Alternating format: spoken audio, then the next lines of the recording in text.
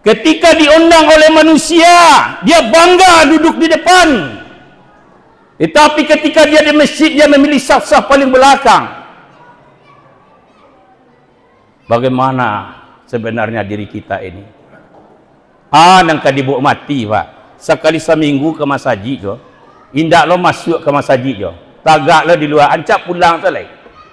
Seorang khatib berbicara lantang di atas mimbar bukan karena benci. Kenapa? Karena hidup ini akan mati besok pagi. Andaikah Allah menyebut kita hari ini dalam keadaan ibadah yang tidak beres, ibadah yang tidak benar, barang kek kosong awak ke akhirat. Kami berdosa kalau itu tidak kami ingatkan. Tapi kalau kami sudah ingatkan, insya Allah kami lepas dari itu. Assalamualaikum warahmatullahi wabarakatuh.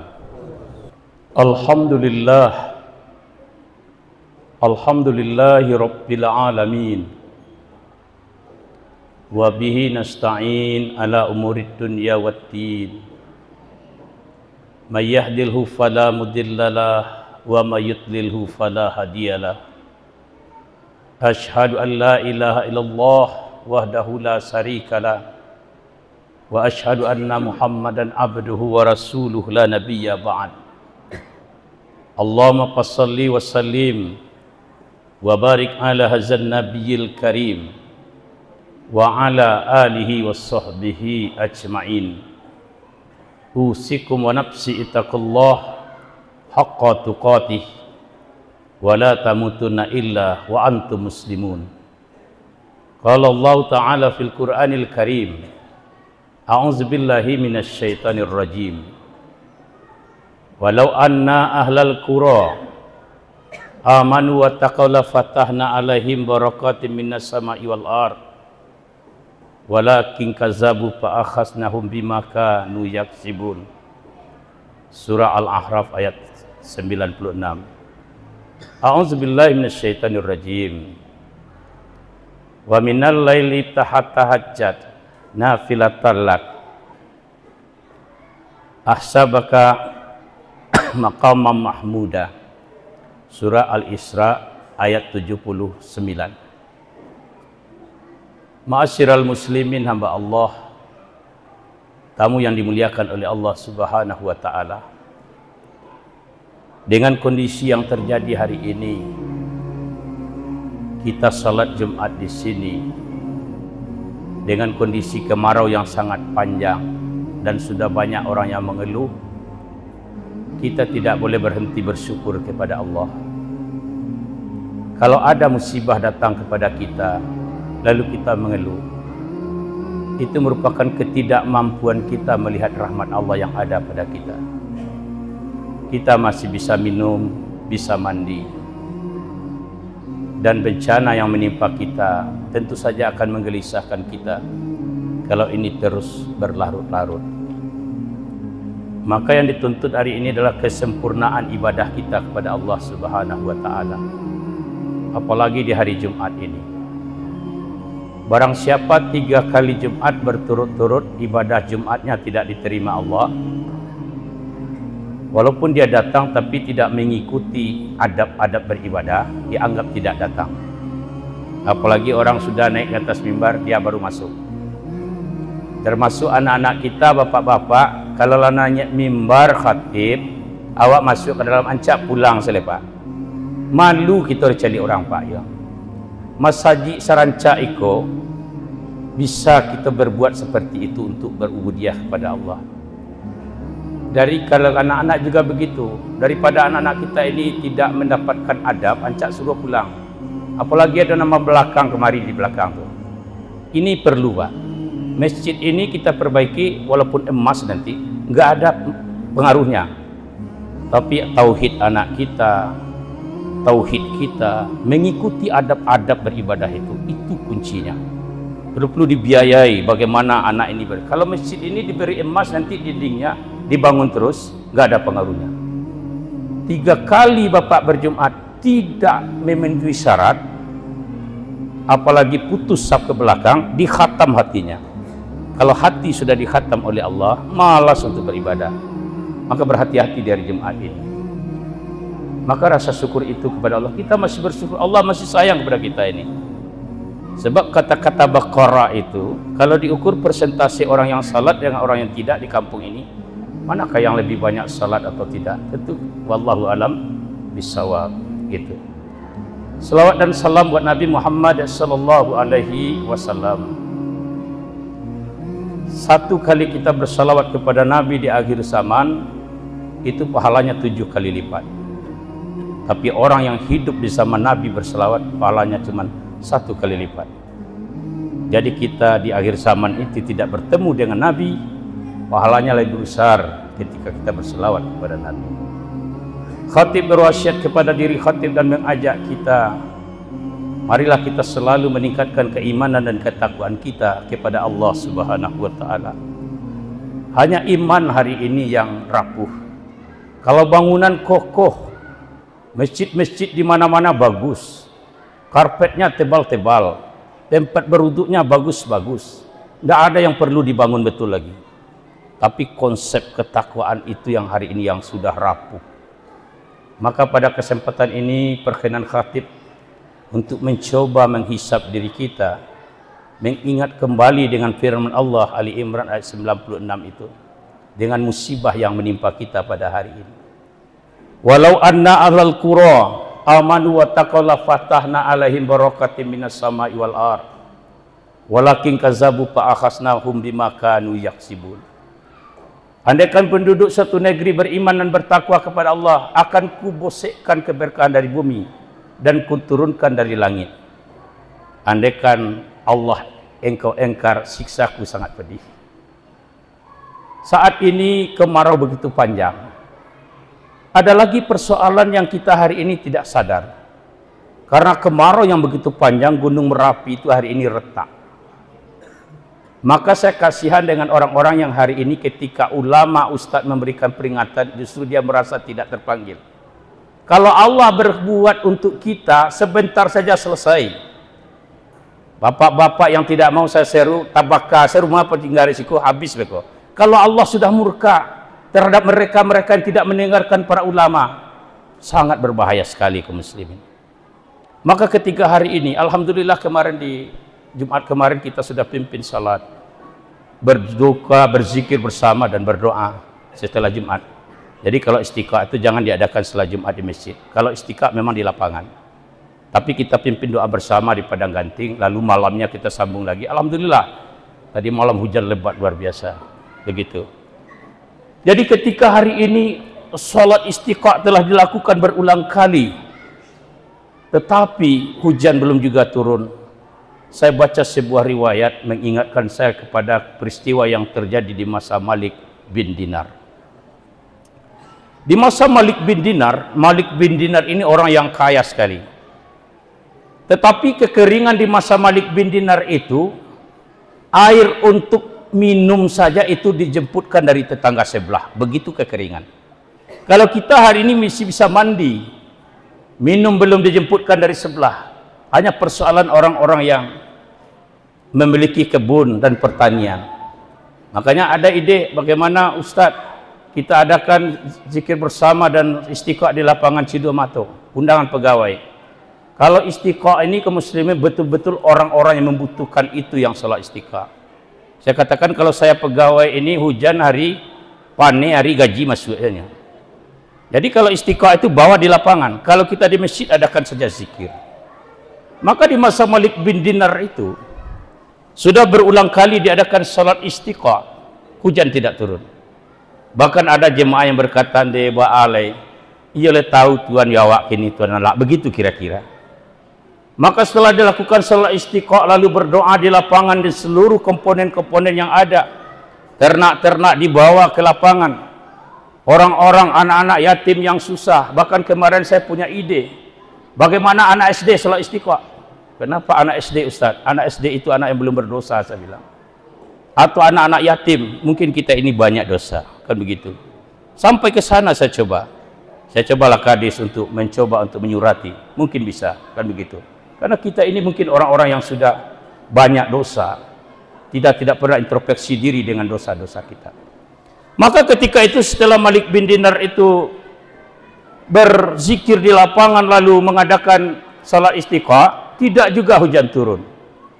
Lalu Malik bin Dinar dia pergi ke masjid. Lalu Malik bin Dinar ini duduk-duduk di masjid mengalai-ngalai, ala usaho leko. Karena kalau dari Allah tidak bisa dilawan. Apalagi kalau hutan terbakar tempat kita, tidak ada alat yang bisa untuk memadamkan. Keterbatasan alat kita. Bahkan beberapa tahun yang lalu teman saya mengatakan, kalau helikopter itu dicarter Buya itu 114 juta satu hari. Untuk satu hari. Anda kata lo, hanya Allah. Maka Malik bin Dinar ini duduk-duduk di masjid. Tiba-tiba ketika Malik bin Dinar sedang duduk, masuklah orang yang tidak dikenal. Jadi Malik bin Dinar duduk di masjid, masuk orang yang tidak dikenal sama sekali. Lalu dia lihat orang itu salat. Lalu dia berzikir. Lalu dia berdoa. Begitu lama dia berdoa, khusyuk berdoa kepada Allah. Lalu orang itu pergi. Begitu orang itu keluar dari masjid, mendung datang. Hujan labik turun. Masya Allah, ini siapa tadi yang berdoa? Orangnya tidak dikenal oleh Malik bin Dinar. Terakhir namanya Al-Maimun dalam kisah saya baca. Lalu dicari oleh Malik bin Dinar, siapa tadi yang sholat saya lihat. Begitu dia selesai sholat, hujan turun. Kita sudah berulang kali melakukan sholat istiqa, hujan tidak turun. Maka dicari oleh Malik bin Dinar itu tadi orang tersebut. Ternyata dia seorang budak. Budak yang dipelihara oleh tuannya, tetapi dia diberi kebebasan untuk beribadah. Lalu mendengar itu Malik bin Dinar orang yang kaya berkata, wahai Al-Maimun, mulai hari ini kamu saya beli, kamu saya bebaskan. Di zaman itu masih ada zaman perbudakan. Dibeli, dipekerjakan. Kenapa saya engkau beli wahai Malik bin Dinar? Apa kata Malik bin Dinar? Al-Maimun kamu saya beli, kamu saya bebaskan, kamu tidak lagi menjadi budak agar engkau bisa berbakti kepada kami. Apa kata Al-Maimun? Wahai Malik bin Dinar, seumur hidup aku tidak pernah berbakti kepada manusia selain kepada Allah. Maka ketika itu juga Malik bin Dinar seperti memaksa, pokoknya kamu saya bebaskan. Apa kata Al-Maimun? Wahai Malik bin Dinar, kalau engkau ingin membebaskan saya, beri aku izin untuk berdoa kepada Allah. Lalu Al-Maimun itu pergi ke masjid. Dia salat 2 rakaat, lalu dia berdoa. Setelah dia berdoa, langsung tersungkur, langsung dia meninggal ketika itu. Kaum muslimin yang dimuliakan oleh Allah Subhanahu wa taala. Mungkin hari ini kita secara lahir bertuhan kepada Allah, tetapi kita mungkin masih bertuhan kepada manusia. Makanya ketika kemarin saya memimpin doa, saya tekankan. Baca surat Al-Isra ayat 79. Dan kita kaitkan dengan musibah itu ada 4 prinsip ya. Yang pertama, musibah itu datang kalau kita sudah lupa. Yang kedua, musibah itu datang kuratakan, tidak dipilih baik orang yang salat atau tidak. Yang ketiga, dia datang apabila menimpa suatu negeri, itu bukan lagi ujian tapi azab. Dan yang keempat, musibah itu kupergilirkan. Ini giliran. Ingat saya sebuah riwayat. Jadi musibah itu bergilir, Pak. Andaikan hari ini kita ditonton orang seperti ini, mungkin besok kita menonton orang. Andai hari ini kita melihat galodor tempat lain, mungkin besok kita tonton. Tapi suatu ketika malaikat, Allah perintahkan malaikat, wahai malaikat, engkau tumpahkan suatu musibah ke kampung itu. Ketika itu malaikat angkat tangan, ya Allah, aku tidak sanggup memberikan musibah kepada negeri ini. Kenapa? Ada satu orang bertahajud di tengah malam. Jadi malam ini apakah ada yang pasti bertahajud di tengah malam? Makanya hari ini ibadah-ibadah khusus itu, kalau istiqah itu persoalan masih jauh. Orang-orang yang bertahajud di sepertiga malam lebih daripada hujan akan dapat. Makanya kalau kita mau, tidak usah istiqah dulu. Sepakatlah kita hari ini nanti malam bertahajud. Apalagi kita tahajud secara utuh. Bangun kita jam 3:30, kita bersihkan seluruh anggota tubuh kita, ganti pakaian kita, berwudu, kita diawali dengan salat sunat wudu. Setelah salat sunat wudu 2 rakaat salat sunat taubat. Setelah salat sunat taubat kita tahajud 8 rakaat. 2-2 atau 4-4, ada yang pakai 4-4. Setelah itu kita tutup dengan salat sunat hajat. Lalu kita tutup dengan witir antara rakaat salat kita beristighfar. Apa istighfarnya? Astaghfirullahalazim allazi la ilaha illa huwal hayyul qayyum wa atubu ilaih. Beristighfar, memohon ampun kepada Allah. Barang siapa yang bertahajud sepertiga malam sebagai ibadah tambahan, maka Allah akan angkat derajatnya. Masya Allah, astagfirullah. Lalu kemarin saya wirid di Masjid Bukit Tinggi, Masjid Raya. Begitu ramainya orang, saya buka kajian ini. Lalu saya berhenti sebentar. Bapak-bapak kaum muslimin yang mendengarkan ceramah saya hari ini, tolong dengan jujur angkat tangan. Di antara yang hadir ini, siapa yang tahajud tadi malam? Hanya satu orang yang angkat tangan. Inilah kondisi kita hari ini. Saya masih ingat tentang saf ini. Barang siapa yang berjalan dari rumah dalam keadaan berwuduk, dia berjalan kaki, bukan pakai kendaraan. Maksudnya apa? Supaya dia berjalan menyeru orang. Satu hari dia berjalan ke masjid, dia bawa orang. Siapa yang berwuduk dari rumah, dia berjalan dengan melangkahkan kakinya, maka akan diangkat derajatnya oleh Allah. Sesampai di dalam masjid dia melakukan sunat tahiyatul masjid, maka Allah setelah diangkat ditinggikan. Saya masih ingat seorang ibu bertemu dengan saya, Ustadz, di mana? Saya di Batu Sangkar. 2 tahun yang lalu saya diundang pelantikan seorang bupati, saya gurunya, diletakkan saf paling depan. Ketika diundang oleh manusia, dia bangga duduk di depan. Tetapi ketika dia di masjid, dia memilih saf-saf paling belakang. Bagaimana sebenarnya diri kita ini? Nang kadibuk mati, Pak. Sekali seminggu ke masjid jo. Indak lo masuk ke masjid jo.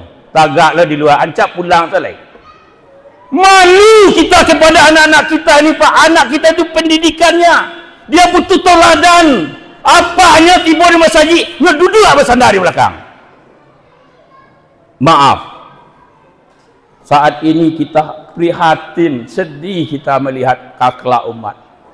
Duduk di kadai berjam-jam minum nak bersandar. Kalau tiba di masjid hanya setengah jam dia duduk bersandar. Bagaimana Allah tidak murka ke itu? Maka ada sebuah cerita anekdot. Suatu ketika dikumpulkanlah orang-orang gila di pasar itu. Orang gila saudara Pak, dibuat pesantren, dibuat masjid. Dia makan, dia ajar salat. Tapi ketika salat berjamaah, Pak, orang gila kau tak boleh di muka safnya karena mengaduah. Dia duduk di belakang. Tibalah Ustaz. Ikolah salah Pak, kau mengadi belakang duduk, kau saf kosong di muka. Iyo Pak, kami ingin benar di muka Pak derajat, tapi tak boleh ada pengurus. Kami kau gila Pak. Kalau tak gila awak Pak, ambillah saf yang muka hari Jumaat kau. Kalau wirid ceramah tak ba'ar Pak, silakan. Tapi ketika Jumat bersandar kita sehat, apalagi membalakan kiblat, anak-anak kita ancak suruh pulang. Laknat Allah akan turun terhadap orang-orang yang tidak beradab, apalagi tidak masuk ke dalam masjid. 3 kali berturut-turut dikhatam hati kita oleh Allah Subhanahu wa taala. Maka persoalan hari ini bukan persoalan istiqah. Kalau kita mau sepakat hujan ini turun, mari sepakat kita nanti pasang alarm jam itu. Jam 3:30 kita bangun, serempak kita tahajud di rumah kita masing-masing. Bangunkan anak-anak kita. Mari nak kita bertajuk. Kalau tidak bisa 8 rakaat, Pak, 2 rakaat saja. Insya Allah janji Allah itu pasti. Yang amanut takau ini, Baqarah ini sudah jauh. Contoh, saya di kantor Pak, jarak antara 10 Koto dengan Lintau itu 40 kilo ada 30 kilo. Untuk ke kantor tuh Pak, samini soalnya tidak pernah ditelambek karena TPP dipotong. Begitu mendengar suara azan yang jarak sampai salatnya Pak hanya pagar Pak. Mungkin di kantor itu ada 90 orang, paling-paling yang turun 10 orangnya Pak. Dari rumah 40 kilo tidak pernah dia terlambat. Ketika Allah memanggil, surau rancak, karpetnya rancak, kipi anginnya rancak, tukang azannya. Jadi kalau Allah turunkan azab hari ini, jangan salahkan kok ulama, enggak. Kembali kepada kita hari ini. Maka kalau ada hari ini anak-anaknya melarat, tidak berhasil, tidak diangkat derajatnya oleh Allah, pastilah bapaknya orang-orang yang lalai. Harus ada ibadah khusus yang spesial kita lakukan. Minimal duha. Pagi Pak, habis subuh selesai suruh duha. Atau duha akhir. Selagi waktu zuhur belum masuk, masuk kita ke masjid, tahiyatul masjid 2 rakaat, masih ada duha. Jadi kita sampai di masjid ini Pak, masih ada duha. Tapi jangan pernah perai. Jadi hari ini Pak, maukah kita berjanji kepada Allah? Mari kita semuanya tahajud nanti malam. Insya Allah. Kalau istiqah itu, kata orang, kalau istiqah itu jauh. Tapi kalau tahajud lebih dari itu akan kita dapatkan. Semoga ada hikmahnya bagi kita. Seorang khatib berbicara lantang di atas mimbar bukan karena benci. Kenapa? Karena hidup ini akan mati besok pagi. Andaikah Allah menyebut kita hari ini dalam keadaan ibadah yang tidak beres, ibadah yang tidak benar, barangkali kosong awak ke akhirat, kami berdosa kalau itu tidak kami ingatkan. Tapi kalau kami sudah ingatkan, insya Allah kami lepas dari itu. Tugasmu wahai Muhammad bukan merubah, tugasmu menyampaikan. Kalau mereka berubah tidak berubah, itu urusan mereka. Tetapi ketika nampak mungkar tetap disampaikan. Karena ulama itu identik dengan kecintaan dan kebencian. Sebanyak orang sayang, banyak orang benci. Nabi Muhammad saja dibenci oleh umat, apalagi saya ini sebagai manusia yang biasa. Semoga Allah memberikan kekuatan kepada kita. Fa'tabiru ya ulil absar la'allakum turhamun.